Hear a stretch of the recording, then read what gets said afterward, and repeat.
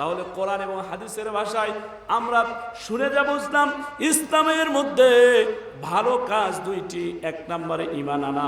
আল্লাহ বলেন আমার কাছে শ্রেষ্ঠ হইতে হলে, আমার কাছে প্রিয় হইতে হলে তোমাদেরকে এক নম্বরে ঈমান আনতে হবে। এখন আমরা যারা বসে আছি, জোরে একটু বুঝে শুনে বলেন তো বাবা, আমরা ঈমানদার না বেঈমান? সবাই বলেন আমরা ঈমানদার। ঈমান যদি না থাকে, এই যে ওয়াজ মাহফিল শুনতেছি, এই ওয়াজ মাহফিল শোনা বলেন, দান সদকা বলেন, আপনি যাই কিছু করেন না কেন, আখিরাতে পরকালে আল্লাহর কাছে কোনো সওয়াব পাওয়া যাবে? এজন্য এক নম্বরে আল্লাহ বললেন যে আল্লাহর কাছে সবচাইতে শ্রেষ্ঠ হইতে হলে আপনাকে এক নম্বরে ঈমান আনতে হবে।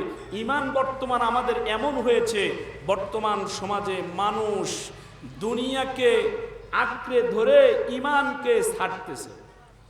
বর্তমান সমাজের এই অবস্থা, ঈমান নষ্ট হয়ে যাইতেছে, ঈমান বিলীন হয়ে যাইতেছে, ওই দিকে চিন্তা নাই, দুনিয়ার সঙ্গে তাল মিলিয়ে চলতেছে। বলে কেমনে? আমার মেয়ে, আমার স্ত্রী, আমার মা, আমার বোন এখন বর্তমান জাহিলিয়াতের সঙ্গে তাল মিলে চলতেছে। বাবাই যায় যুবতী মেয়ের জন্য পাতলা ওন্না কিনে নিয়ে এসে দিতেছে, ও ফ্যাশন করে বের হইতেছে, আর এইদিকে আখিরাত নষ্ট হয়ে যাইতেছে, ঈমান নষ্ট হয়ে যাইতেছে, মেয়ে জাহান্নামের দিকে যাইতেছে।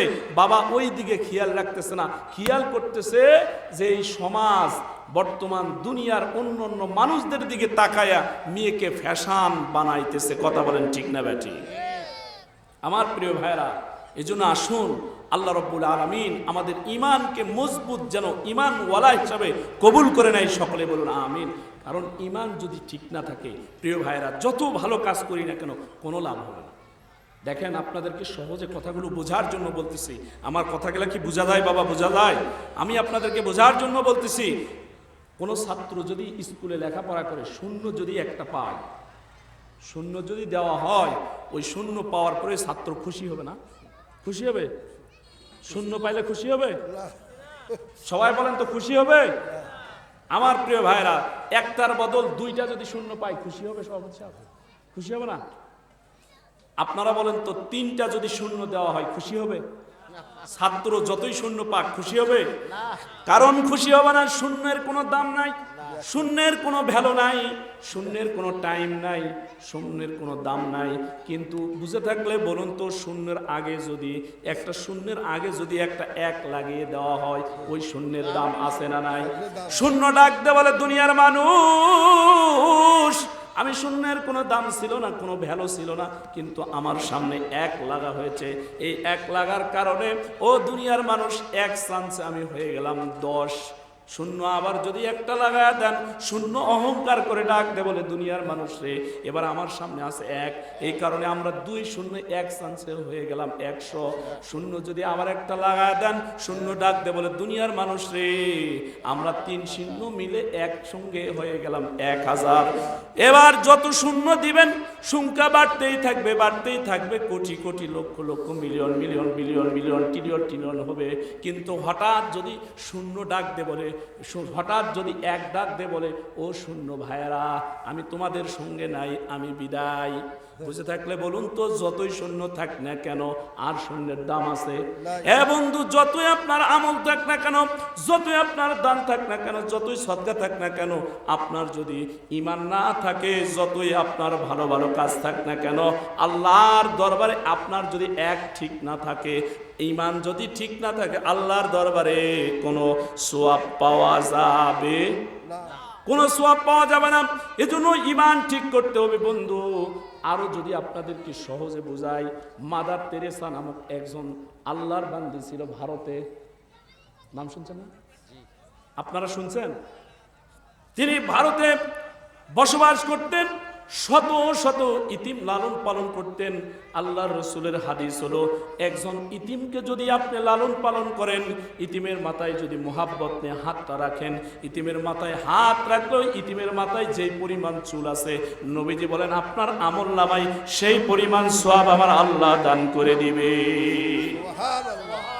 এই মাদার তেরেসা ইতিম লালন পালন করত। মাদার তেরেসা ইতিমদেরকে ঘর করে দিত, বাড়ি করে দিত, জায়গার ব্যবস্থা করে দিত, লেখাপড়া করাইতো, চাকরি দিত। আমার প্রিয় ভাইয়েরা, কিন্তু মাদার তেরেসা ইমানদার নয়, ইমান নাই তার।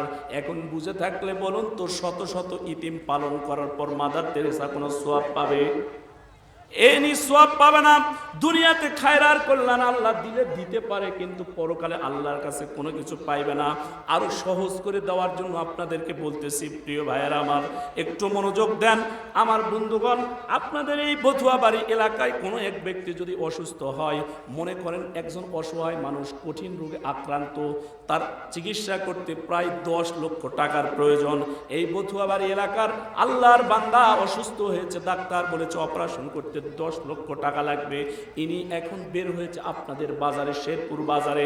এই শেরপুর বাজারে গিয়া যায় দোকানদার কাছে সওয়াল করতেছে, যায় বলতেছে, ডাক দে ভাই রে, আমি এই যে বথুয়াবাড়ি এলাকার মানুষ, আমি তো এই বাজার হাট করতাম, বাজার করতাম, আমার অসুখ হয়েছে, অসুস্থ আমি, 10 লক্ষ টাকা লাগবে আমার চিকিৎসা করতে, ডাক্তার বলেছে অপারেশন করতে, আমাকে কিছু সাহায্য করো। আপনাদের বন্ধু শেরপুর বাজারে শুধুমাত্র কি মুসলমানের দোকান আছে না হিন্দুরও আছে? হিন্দু, বৌদ্ধ, খ্রিস্টান, মুসলমান সবার দোকান শেরপুর বাজারে আছে। আল্লাহর বান্দা সর্বপ্রথম যার কাছে চেয়েছে, ওই আল্লাহর বান্দা হলো হিন্দু। শোনার পরে মায়া লেগেছে, দয়া করে 200 টাকা বের করে দিয়েছে। আমার প্রিয় ভাইয়েরা, এর পাশের দোকানের কাছে যাই, এবার বলেছে, ভাইরে আমার তো অনেক টাকার প্রয়োজন চিকিৎসা করতে, তুমি আমাকে একটু সাহায্য করো দয়া করে। আল্লাহর বান্দা পাশের দোকানদার মাত্র দিয়েছে 2 টাকা। জোরে বলুন বাবা, কয় টাকা? 2 টাকা দিয়েছে। আল্লাহর বান্দা এবার ডাক দিয়ে বলতেছে, ভাইরে 10 লক্ষ টাকার দরকার, মাত্র তুমি দিলা 2 টাকা। ওই হিন্দু দাদাই তো দিল 200 টাকা, তুমি কেমনে 2 টাকা দিলা? কিন্তু বন্ধুরে আমার, বুঝে থাকলে বলুন তো আমার প্রিয় ভাইয়েরা, আল্লাহর বান্দা যে 2 টাকা দিয়েছে সে হলো মুসলমান, ইমানদার। তার ইমান থাকার কারণে আল্লাহর নবী বলেন, আখলিস দীনাকা ইয়াকফিকাল আমালুল কলিল।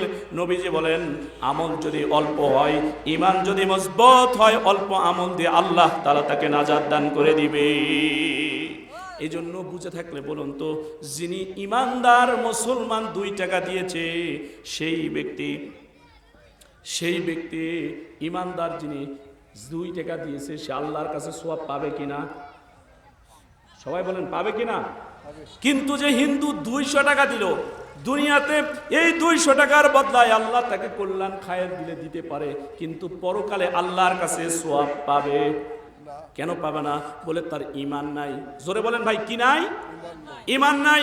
এজন্য আল্লাহ বললেন, আমার কাছে শ্রেষ্ঠ হইতে হলে, আমার কাছে প্রিয় হইতে হলে 1 নম্বরে ইমান আনতে হবে, 2 নম্বরে হিজরত করতে হবে, এরপরে জান এবং মাল দিয়ে আল্লাহর রাস্তায় সংগ্রাম করতে হবে।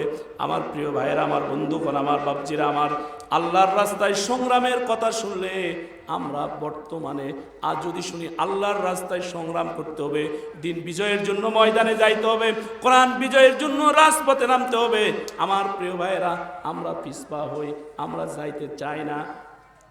কিন্তু নবীর সাহাবীর দিকে তাকা দেখেন, দিন বিজয়ের জন্য, ইসলাম বিজয়ের জন্য, কোরআন বিজয়ের জন্য, প্রিয় বন্ধুরা আমার, তারা কেমন পাগল পারা ছিল। তারা ইসলাম বিজয়ের জন্য, দিন বিজয়ের জন্য, কোরআন বিজয়ের জন্য ঘর ছেড়েছে, বাড়ি ছেড়েছে, জায়গা জমি ছেড়েছে, তারা এমনকি নিজের পরনের পোশাকটা পর্যন্ত খুলে দিয়েছে, তবু ইসলাম থেকে তারা সরে যায় নাই। আমার প্রিয় ভাইয়েরা, আল্লাহর নবী আখিরি জামানার পয়গম্বর মসজিদে নববীতে একটা ঘোষণা দিয়েছে। নবীজি একটা ঘোষণা দিয়েছে যে 3 দিন পর ইমানের ফর্ম ফিল আপ চলবে। ইমানের ফর্ম ফিল আপ চলবে 3 দিন পর। যেই ব্যক্তি জিহাদের ময়দানে যাবে, এই ফর্ম ফিল আপটা করবে, তবে এই জিহাদের ময়দানে কোনো মহিলা মানুষ যাইতে পারবে না, কোনো বালক যাইতে পারবে না। নবীজি এই ঘোষণা দিয়েছে। আমার বন্ধুগণ, আল্লাহর নবীর মসজিদে নববী থেকে একটু দূরে একজন মহিলা আল্লাহর বান্দি শুধু কান্না করে, ছোট্ট সন্তান আছে ঘরে, সন্তান ডাকতে বলে, মা, ও মা, তুমি কান্না কেন করতেছো গো মা? তুমি তো চুলায় কোনো আগুন জ্বালাও না, তুমি খাবার রান্না করো না, আমারে খাবারও দাও না, শুধু তুমি কান্না করতেছো, কারণটা কি? দিন চলে যায়, রাত চলে যায়, মা খালি কান্না করে। পরের দিন আবার সন্তান ডাক দে বলে, মা এবারে ডাক দে বলে, বেটা রে তুমি বুঝবা না রে বেটা, বুঝবা না আমি কেন কান্না করতেছি। আমার মুসলমান ভাই গো, মা ডাক দে বলে, বেটা রে আমার কান্নার ভাষা তুমি বুঝবা না। সঙ্গে সঙ্গে সন্তান ডাক দে বলতেছে, মা আমি কেন বুঝবো না, তুমি একটু বলো মা তুমি কেন কান্না করতেছো। আমার মনে হয়, আমার মন বলতেছে আমার বাবা কিছুদিন পূর্বে জিহাদে গিয়া শহীদ হয়েছে, হয়তো আমার বাবার কথা মনে পড়ে গেছে মা, এই কারণে তুমি কান্না করতেছো।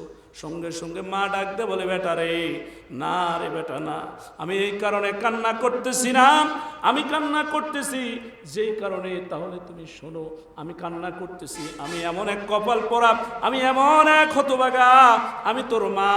আল্লাহর নবী মসজিদে নববীতে ঘোষণা দিয়েছে জিহাদের ময়দানে ইমানের ফর্ম ফিলআপ চলবে, জিহাদের ময়দানে সাহাবীদেরকে পাঠিয়ে দিবে। আমার ঘরে বড় কোনো সন্তান নাই, আমার ঘরে তোর বাবা আমার স্বামীও বেঁচে নাই, এই কারণে আমি কান্না করতেছি। আরে মুসলমান, আজকে যদি ইসলামের পক্ষে, দিনের পক্ষে, দিন বিজয়ের পক্ষে, ইসলাম বিজয়ের পক্ষে, কোরআন বিজয়ের পক্ষে যদি সন্তান যাইতে চায়, আরে সেখানে কিছু কিছু মা আছে বাধা দেয়, বলে বাবা তোমাকে যাইতে হবে না। এমন কি শুধু তাই নয় বন্ধু, এমন কিছু মা আছে বাবাও একটু হয়তো কোথাও না কোথাও কোনো ওস্তাদের সঙ্গে মোসাবা করার কারণে দিলটা নরম হয়ে যায়। এমন কিছু মা আছে বাবা যদি চায় যা সন্তান তোরে আমি মাদ্রাসায় পাঠায় দেব, মা বলে দরকার নাই, মাদ্রাসায় পড়ে করবেটা কি। এরকম মা আছে না নাই? ওরে কেজি কিন্ডারগার্টেন প্রাইমারি স্কুলে নিয়ে যায় ভর্তি করায়, যেই জায়গায় পড়ায় আগডুম বাগডুম আর ঘোড়ার ডুম,